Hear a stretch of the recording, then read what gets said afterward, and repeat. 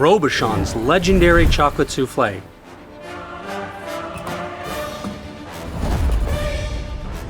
It's one of the most impressive desserts you can make, but also one of the worst to serve at a dinner party.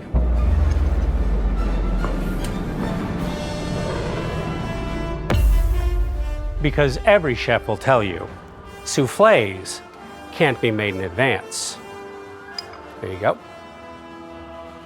But what if they're all wrong? Because I made these chocolate soufflés yesterday by using one simple trick to fight gravity and tucking a couple extra ingredients between the bubbles. These soufflés rise just as high as ones made fresh to order in a 3 Michelin-starred restaurant. You can also borrow the technique to make milk foam last 5 times longer for an almost everlasting latte that doesn't require an espresso machine. And today, we'll also challenge conventional wisdom that water and chocolate don't mix. By whisking bubbles into the chocolate to make one of the easiest dairy-free desserts in the world, that can also be turned into the best hot chocolate I have ever had. Seriously, that is ridiculously good.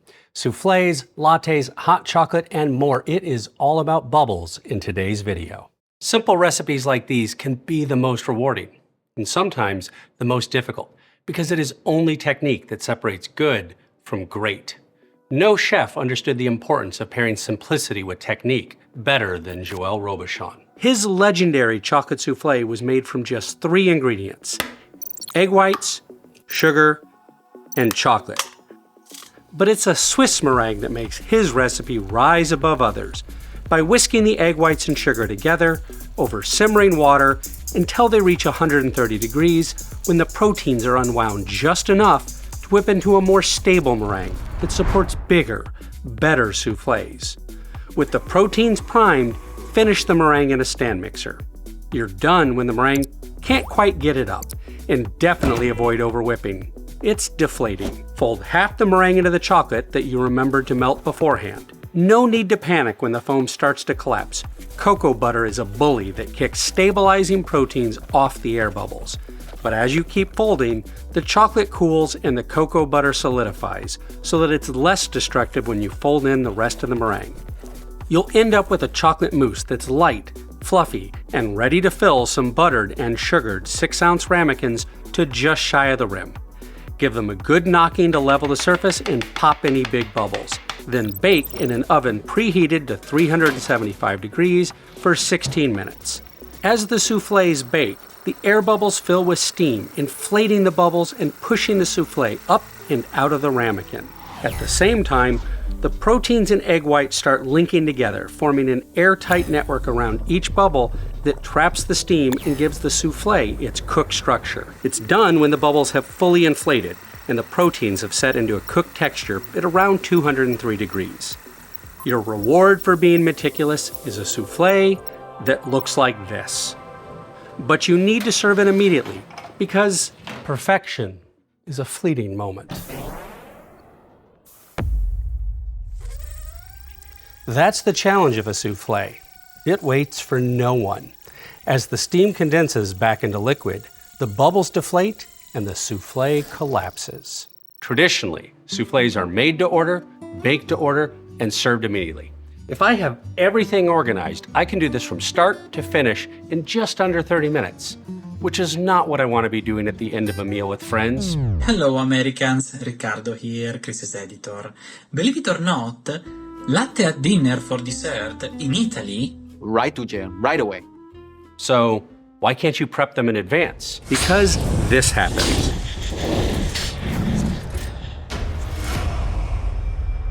This isn't a soufflé I'd be proud to serve.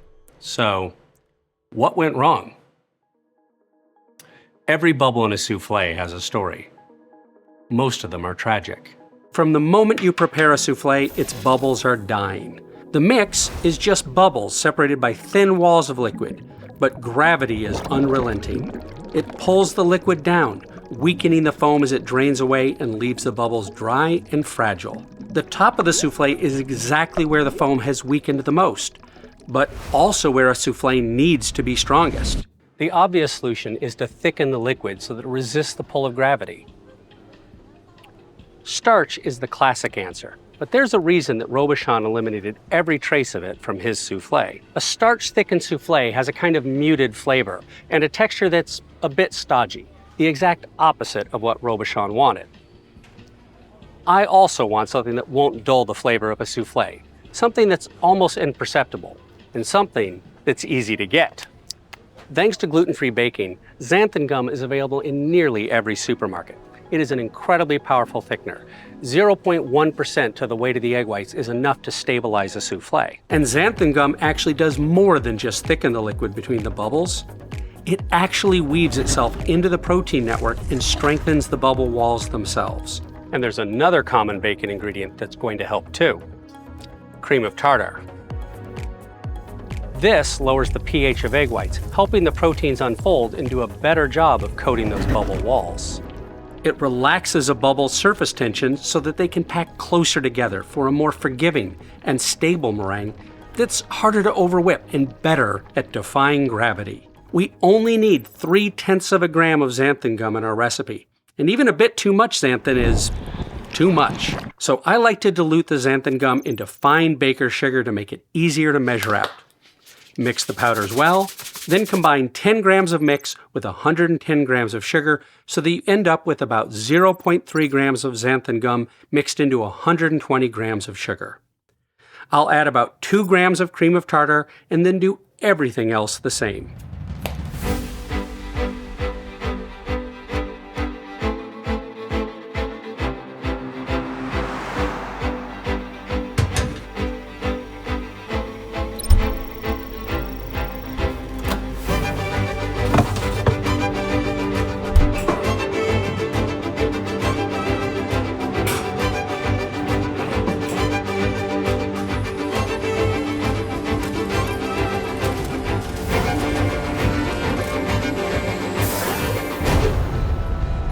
Shit.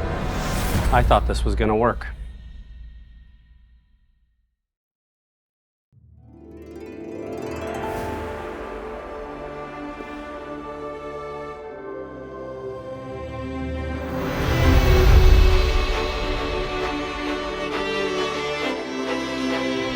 Let's try making the top the bottom so that as gravity pulls things down, the weakest bubbles become the strongest.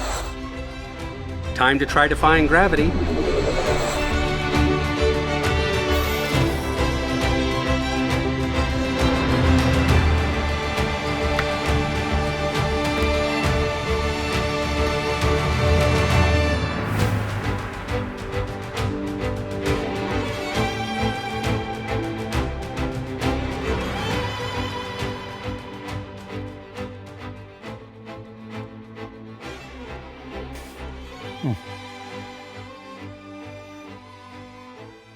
It's perfect.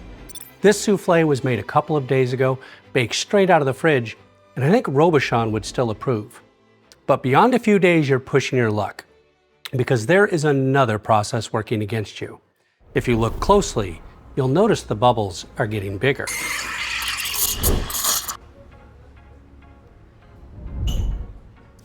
It's a process called Ostwald ripening, and it's why your latte won't last forever either. If you have ever watched the foam on a latte die as it waits, you've seen big bubbles eating little bubbles. This happens because small bubbles have higher internal pressure than big ones. So as gas diffuses from high to low pressure, big bubbles grow bigger while the small ones deflate and disappear. And because big bubbles are more buoyant, the foam floats to the top of the drink and the liquid drains away. After a few minutes, you end up with a dry foam sitting on top of a milky coffee instead of the velvety texture of a freshly made latte. Order for Josh? Thinking. You're welcome. But what if we could borrow from our make-ahead soufflés to make an almost everlasting latte? And what if we could make it without an espresso machine? Because I don't have one of these at home. But I do have one of these. I'll need its glass jar, its mesh plunger, some milk, a microwave, and Cometeer, who's sponsoring today's video. I've been buying Cometeer coffee for years, and I keep a bunch of these in my freezer from many of my favorite roasteries around the world, including Square Mile in London that my friend James Hoffman runs. This is not instant coffee. And it's not a capsule that goes into a machine either. It's so much better and more interesting than either of those. Cometeer invented a secret grinding and brewing process to make coffee that's 10 times stronger than a typical cup. And after brewing, they flash freeze it in liquid nitrogen to preserve its fresh brewed quality for years in the freezer. I like it because I don't need to dial in a grinder or mess around with a machine when I want a good coffee. I'll use it straight as an espresso shot for my latte, but you can also bring it down with hot water for a great cup of black coffee, or with ice and your milk of choice for an iced latte. Now, while I heat my coffee for 45 seconds, I'll finish the milk foam with 3 or 4 plunges into the milk, each starting from above the milk to drag in some air. This is the same thing a barista is doing with a steam wand when they position the nozzle to slurp some air into the milk with a Venturi effect. When a barista plunges the steam wand deeper into the pitcher of milk, they're using the turbulence of the steam to turn a few large air bubbles into millions of small ones. I'll do the same thing by making 40 to 50 quick movements of the plunger, always staying below the surface to avoid dragging in more air. Each plunge of the mesh through the milk splits the bubbles until they're small enough to give the milk a fine velvety texture. Injecting steam also heats the milk to a temperature of around 140 to 150 degrees when milk proteins are unwound just enough to coat bubbles for a more stable foam, just like heating egg whites does for a Swiss meringue. Heating my milk in the microwave does the same thing, so that as I texture the milk with the French press, it expands by about 50% in volume as tiny air bubbles are packed in and the milk becomes glossy, and it pours like a loose, wet paint. I'll give the foam a few hard taps to pop any large bubbles, give it a swirl, and then start a pour that mixes the foam and coffee to build a uniform canvas for your masterpiece. Now you just need to pour the rest of your art. Don't be discouraged. This takes an annoying amount of practice.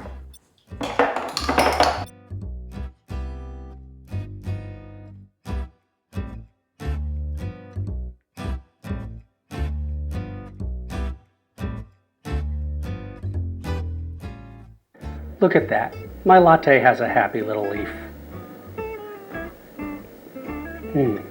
That's wonderful. Sadly, like a souffle, my latte is a fleeting moment of perfection. Because just like the souffle, the milk is already draining and big bubbles are eating the little bubbles. Within minutes, all the joy has drained out of my latte. Let's fix that with a little xanthan gum. Again, you don't need much. About 0.1 gram is enough for an 8-ounce latte. That's such a minuscule amount that it's difficult to weigh accurately. So I'll just use about 3/4 of a teaspoon of my xanthan and sugar dry blend left over from the souffle. Stir it in and foam it with a French press. It will feel noticeably harder to press. Pour as usual, although I'll mention that good latte art is more challenging. And look at how slowly the latte foam separates now. But what's it taste like? It tastes like a perfect latte. You cannot tell that there is anything thickening this milk foam. It's a simple tweak that makes the texture that I love in my latte seem to last forever, or at least as long as it's going to take me to finish this. I start most days with a latte like this. It's a small ritual that makes me happy. I've been making mine with Cometeer and the French press technique for years, and it is much better than what I get from most coffee shops. It's why, despite having a bunch of crazy equipment in my kitchen, like a centrifuge, I don't feel the need to own an espresso machine at home. I just open up one of these recyclable capsules and I can make any hot or iced coffee drink that I want from a wide variety of coffee styles that I keep frozen. I really want you to be able to try this too, so when I started working on the idea for this video, I reached out to Cometeer and asked if they'd be interested in sponsoring it. And they said yes. So I pushed my luck and I asked if I could get you, my viewers, a discount on Cometeer so that you can get your hands on some and give this technique a try for yourself. And again, they graciously said yes. So now you can get $30 off your first order of Cometeer coffee by going to cometeer.com/ChrisYoung or by following the link in the description below. Now, I want to show you a very different kind of foam that breaks conventional wisdom that water and chocolate don't mix. By making a chocolate whipped cream that has never met a cow. It starts by combining some good chocolate with an equal weight of water for pure chocolate flavor, or Cometeer to make it a mocha. Then melt it in the microwave on medium power, Whisk the mixture over another bowl of cool, but not ice-cold water. As the chocolate cools while you whisk, something remarkable happens. At first, the whisking just breaks up the cocoa butter into fine droplets of oil and water. Whisking also drags air into the mix, and those droplets start to coat the surface of the bubbles, just like proteins do in soufflés and milk foams. As the cocoa butter cools to room temperature, it becomes just solid enough that magic can happen. The droplets link together into something like long strands of pearls dangling off those air bubbles. As everything gets packed together, these strands get tangled up, thickening the liquid and trapping the bubbles as a foam that works just like whipped cream, but without the cream. This technique was invented by the French chemist Hervé Tisse, who co-founded the molecular gastronomy movement in the late 90s with Nicolas Curti at Oxford.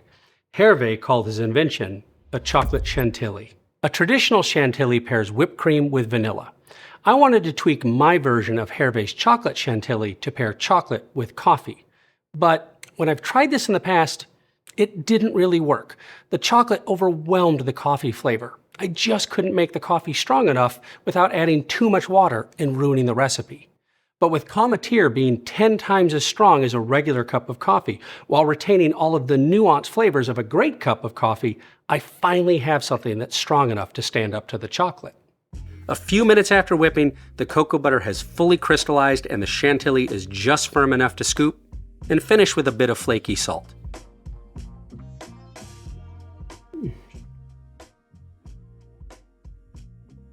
Delicious. My mocha version of the chocolate chantilly has a balance that I've always thought was lacking before. The bright, sweet, and slightly fruity flavor of Cometeer's washed geisha from Finca Deborah comes through clearly, while complementing similar flavors in Spinnaker's Tanzania dark chocolate. I like how both ingredients retain their distinctiveness, and yet come together in a way that's seamless and balanced. And I like that this recipe takes me 5 minutes from start to finish, making this an incredibly high reward for low-effort dessert. But it might be even better as a hot drink. While developing my mocha version and figuring out which coffee paired with the chocolate, I noticed a crema forming on top of the cup of water holding my tasting spoons.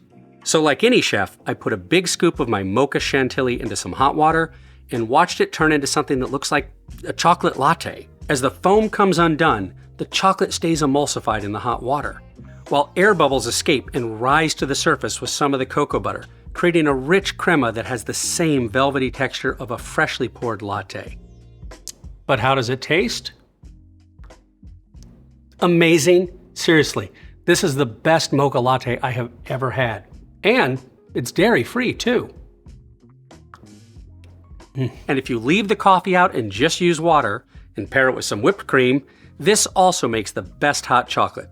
One that's made from nothing but high-quality chocolate, not cocoa powder that's been treated so that it mixes cleanly into hot water. If you try nothing else from this video, give this a try and let me know what you think in the comments below. That is all for today, and thank you so very much for watching.